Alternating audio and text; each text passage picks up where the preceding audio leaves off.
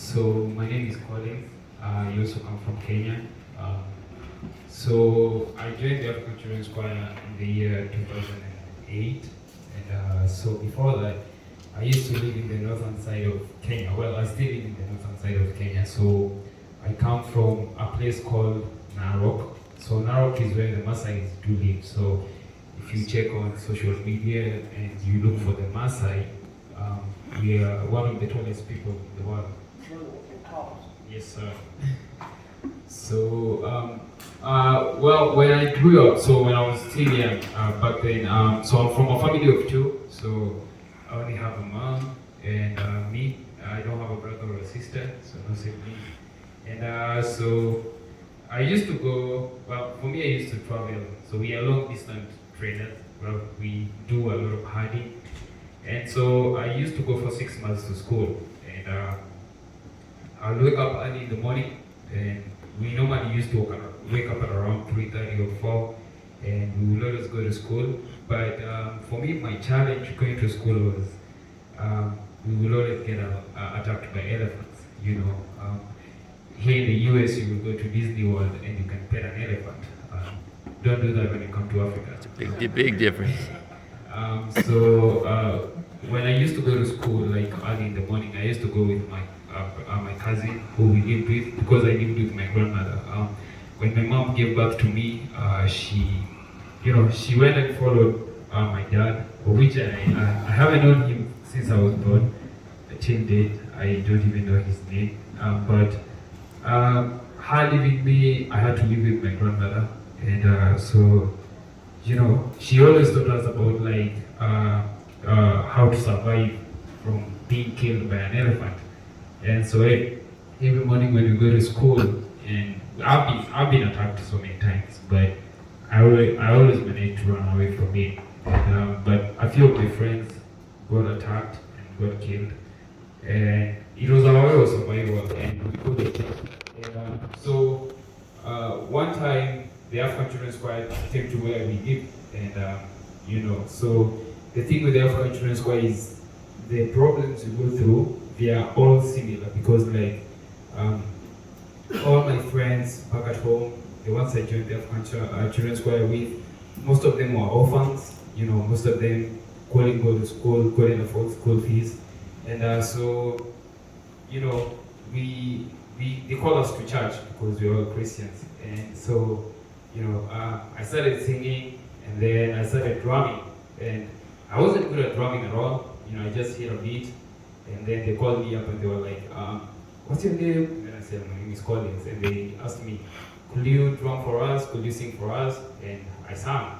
And well, back then in Africa, they used to fear kids traveling, to countries abroad, because they knew like people thought like if you go abroad, you'll never be seen again back at your home. So my grandmother was afraid of losing me, because in all our family, nobody has ever gone to college. I'm the first guy who went to college, and so it's not like she had that view. She always saw me as a person who can like make it, back then. And so she always told me, hey Collins, you will be the first change of this family. And so I did. Well, for me back then, I always used to think like she saw something in me. And so I used to live in a house made of mud. Well, we still do. We do live in a house made of mud. And coming to the US was a big surprise to me, because we landed in New York, and the first thing I saw was the tall buildings. I'm in the bus. I'm struggling to see the very end of this building, and it has all these bright lights. It's so beautiful. The airport and stuff like that. People travel with suitcases, and like people had 3 suitcases. I only had 1 duffel bag, and I was always surprised. I was like, wow, this is amazing. This is so nice. And one really funny thing is that when I was in Kenya back then, when people come to Africa, like the white people, so we call them Mzungus. So when Mzungus come to Kenya, little kids like us used to run to the road, and every time we will see a Mzungu coming down, we will stand by the road to wave at them. One is because we knew they will like give us candy, you know. And if they give you the candy, you don't eat it at that time. You go to school and you show your friends before you eat it. Mm-hmm. And so they will also do the same thing the next day. And you know, they will also give us pencils and pens and books. And those are the materials we need to have in school. And so when I came up to the US, I was like, wow, so now I'm in a world full of Mzungus, so I'll be getting candy every time. And it's really amazing. So, you know, I was telling Nick, like, the first time I came to the US, I didn't even know how to turn on a shower. As, you know, we will always fight to shower. You always wanted to be the last person because you wanted to like take a long shower, you know. Back at home, I could only take a shower at the river, you know, because the water we fetched, we had to go down. It's like you're going for a hike, you fetch water, and the water you bring back home, that's what my grandmother would use for cooking and for, you know, washing her clothes. And she always told us you have to take, you know, a shower at the river because if you take it at home, then you have to go back to the river, and you don't want to do that. And so I got used to the lifestyle, you know, and I never complained. It was our normal routine. You look at your neighbor, they live in the same lifestyle with you, and that, you know, the only competition we had is passing in school. So joining the African Children's Choir and coming to tour in the US, and we did it for 1 year. You know, we traveled through the US, and I went to 37 states, you know. And one thing, you know, you also get to meet, you know, big people. So our choir sang with Alicia Keys. So these are the things that started, like, you know, improving in my life. I was like, whoever knew, like, I would reach to a point I was singing with Alicia Keys. And so one thing that the African Children's Choir provided for me was a new living, you know, believing that there's another world out there. And they also gave me a purpose of life. Like, they showed me that if somebody can help you, then it means you can also make it in life. You know, you can also have a house that is, you know, not made of mud. And so we went back to Kenya, and I went back. So I joined a boarding school, but it was closer to the city. And so when I went to this college, this boarding school in primary, it was a school that was a little bit rich. So it had rich kids from Kenya. And life didn't change much because when we went to this school, these kids used to talk bad about us because they were like, hey, you know, it's my parent paying for my school fees. It's not your parent paying for your school fees. So that makes a difference. You know, their parents will bring them with their cars to school. For us, we will be brought by one car and we will all be dropped at one place. And so they would always like discourage us, and you know, we always felt as if we're in the wrong place. But you know, I knew I had brothers and sisters from the African Children's Choir, and one thing is we always try to read, you know, more and more, like to do much more better things than them, so that like we can also live the same way they used to live. And I went to high school. So high school in Kenya is survival, you know.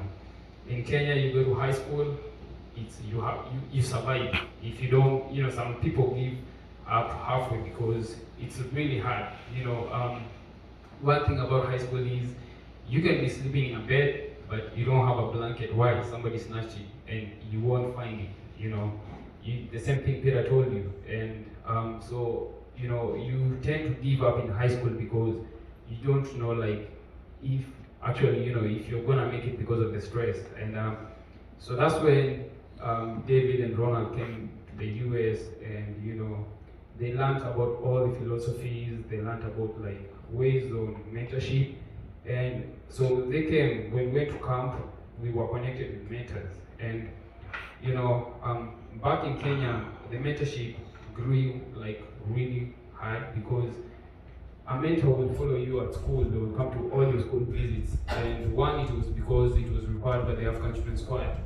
And so that pushed them, and itself, it helped them because, you know, we are who we are here because of our mentors. You know, your mentor will always ask you, like, did you do what your teacher told you? They will tell you all the steps in life that you could follow. That's when they introduced us to SMEA, MEBS, and stuff like that. And they always told us you have to write a SMEA every end of every term that we close school. And that helped me. I went to college, I met Peter. Back then, Peter wasn't my friend. Peter was in the 30th choir, I was in the 34th choir, and so they came to the US before us. And we will always meet in camps, and we will always compete in soccer, and we always wanted to be the best. They wanted to be the best, and so that created a rival between us, and between the two teams. From where they come from and from where I come from, and so every time we go to the dormitories and stuff like that, we'll always be like, hey, you guys cannot do better than us. And so we did talk to each other. And so when I joined college, our mentor told us we didn't have an option. Me and Peter had to live together. And the first day we started living with him, we didn't talk to each other. In the morning I asked Peter, I was like, hey, Peter, are you gonna make breakfast? You met me here, so you gotta make breakfast. And yeah, he made the breakfast and didn't say anything. And so the next day, we just decided. So me and him were like, all right, we gotta talk to each other now. So so we started talking to each other, and knowing each other for a few years but not talking to each other, we ended up growing together as brothers. Living together for 4 years. We had the same classes in college. Every lesson together, we did the same exams, and we all graduated at the same time. And coming to our Odyssey, we eventually met, counselors. And one thing about our Odyssey is, when you meet people up here, it's so incredible because counselors ain't counselors just here, but even when you're out there and you need somebody to talk to, when I'm in Kenya, I can call a counselor up here. I'm like, hey, I'm going through stress. I have this problem, and a counselor will call you and talk to you, and they will encourage you. And so at Odyssey does give you family, brothers, sisters, people you can rely on, and it gives you an idea on how you can plan for your life. So, SMEAC is one of the biggest tools that has helped me because eventually I always had dreams, but in plans, but I always saw as if it's gonna be hard for me to get them working. And so my first dream coming up 2019 was I talked about making a house and building a house and I thought it was gonna be hard, and I came out 2021 and it didn't work, but 2022 I managed to, last summer. So I made a house, I eventually got a house. So through SMEA, I wrote the plan for a while, and I focused on it, the same way the journal talks about it, you gotta focus on the plan you make. You have to follow your SMEA really well, and I followed it, and it got me to what I have, and so it's a big change in our lives. And so right now I have a plan of getting people water at our home, and I have a SMEA for it, and I believe it's gonna work, and finally I also in Kenya, if you ever meet a general, that's a big thing. It's like, hey, you have a big connection in the government for you to meet a general. So meeting the general in Kenya and him bringing us up here, it's been a pleasure. And one thing I can tell you is, I think I'm the only first person who's worn the general suit. And if you want to see it, you can ask the general. He's gonna show you on his phone. Yeah, I have a picture of me in his graduation suit. I don't know what it's called, but yeah, and it made me a little bit famous. So thank you for that. Bruh.